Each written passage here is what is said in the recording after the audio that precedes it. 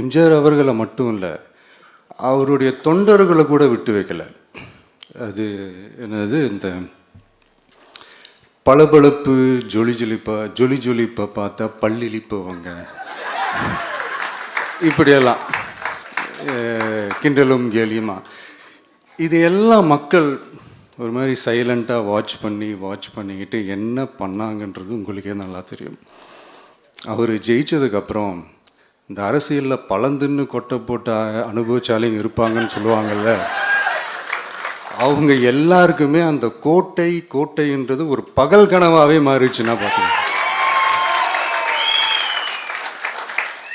77 மாதிரியே இப்போவும் அந்த பழைய தேஞ்சி போன, துருபிடிச்சி போன, நஞ்சு போன அதே அந்த பழைய வெப்பனையும் இப்போவும் கையில் எடுக்கிறாங்க. அதனால் மை டியர் ஜென்டில்மேன், டெக்னாலஜிலாம் வளர்ந்து வேற எங்கேயோ போயிட்டுருக்கு.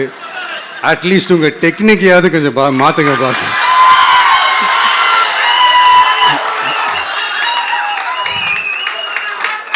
காமராஜர் அவர்களையும் விட்டு வைக்கல. அவருக்கு இலக்கியம்னா என்ன தெரியும், அவர் மாபெரும் புலவர், அந்த புலவர் இந்த புலவர்னு அவரை பற்றியும் கிண்டலும் கேலியுமா. அதான் முன்னாடியே சொன்ன மாதிரி யார் எதிர்த்து நின்னாலும் அவங்கள கொந்தளிக்கிறது தான் அவங்களுடைய வேலையே. ஸோ இப்படி அவங்க பண்ணுற தப்பெல்லாம் நம்ம எடுத்து சொன்னால், அவங்க பண்ணுற அட்ராசிட்டியை பற்றி நம்ம எடுத்து சொன்னால், அவங்க பண்ணுற அந்த ஊழலை பற்றி தான் நம்ம எடுத்து சொன்னோம். முக்கியமாக நாம் அதை எடுத்து சொன்னால் 50 வருஷத்துக்கு முன்னாடி இருக்கிற அதே தகர டப்பாவை எடுத்து உருட்ட ஆரம்பிச்சிருவாங்க.